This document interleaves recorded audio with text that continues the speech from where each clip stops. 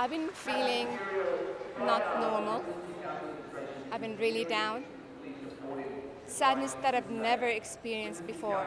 I mean, I've lost people, but this is like nothing else I've experienced. I feel like I've been living in two parallel worlds. Have the mask on, pretend to be normal, socialize, don't be too negative, don't bring it up. The challenge of having small talks at work, still showing up to work while this is happening in the background. And even people who are not seeing the truth from my colleagues at work because they see the version that they see in the news, which is predominantly the Israeli story. So on all levels, it hasn't been okay for the past few months. It's been extremely disappointing to see how the world reacts and how how the world has reacted in general. I think that in itself has just shined a light on just how us Palestinians are dehumanized, and I think that dehumanization has really rubbed on me. I don't think I can ever properly process my emotions around it. At the beginning of, I don't want to call it a war because it's not, but at the beginning of what's been happening, I withdrew and I refrained from social media, from going to protests or even speaking to people about it.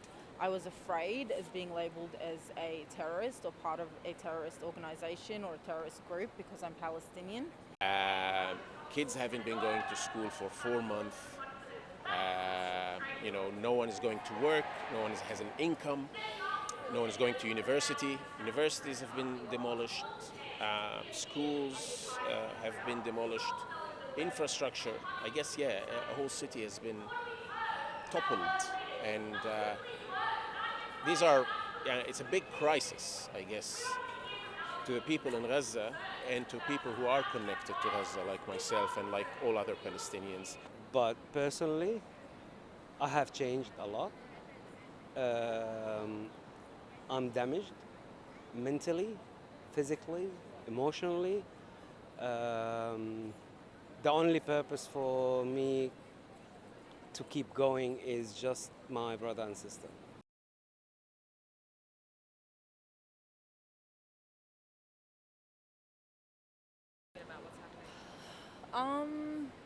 Honestly, disassociation. Not coping. I'm not coping.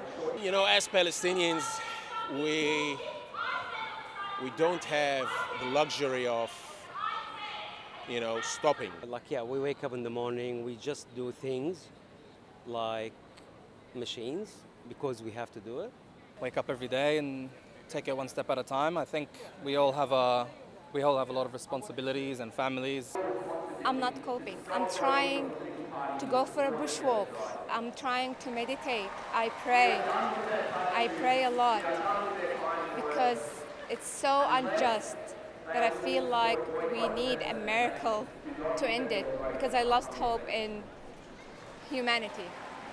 It's going to be fine, but I always come to the reality that this is our struggle. It has been for 75 years. My people have been resilient. My grandfather raised my father in a way that made sure that we get proper education that allows us to succeed in life and continue our struggle because it's going to be a long, long fight. We cope with holding on to hope and going forward, always going forward, never forgetting who we are, never forgetting where do we belong to, never forgetting what our rights are, and carrying that and going forward. Try to take it day by day and remember that our cousins and our aunties, how they have it, and then that sort of puts my own pain into perspective as well. So that makes me able to cope with it. I think usually there's only so much you can bear and there's only so much you can ignore. Usually at the end of every week I do sit down with myself, I journal, I write poetry, I speak to God, I meditate, I try my best to release that anger And coming to protests like these are huge therapy for me because I can actually channel that that energy into somewhere useful. And seeing how or feeling how helpless you are on social media, it's nice to see such a large crowd of people showing up, and it's nice to see the support coming from such different cultures and different faiths. Every year we have a Nakba rally in the city, you know. Sometimes we get 100, sometimes we get 20, sometimes we get 50.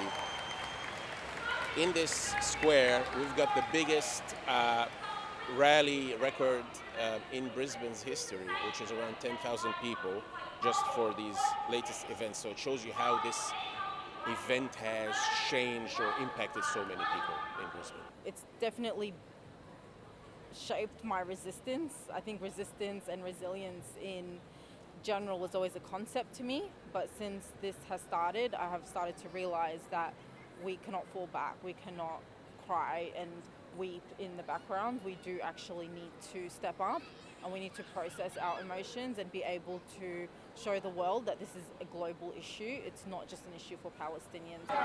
I'm questioning everything that I'm hearing. I'm questioning what politicians really want, questioning how human rights are applied in the world, how selective it is. I'm questioning, do I still want to be in a country that doesn't see me as a person, as a Palestinian, doesn't see my people as people? I lost faith in human organization, international law, all this westernized, human rights and UN and helping children find a safe place, how valuable life is. I just, feel like the mask has fallen, and it's not like that anymore. It's biased, it's selective. So it opened my eyes on so many things. It has changed me a lot.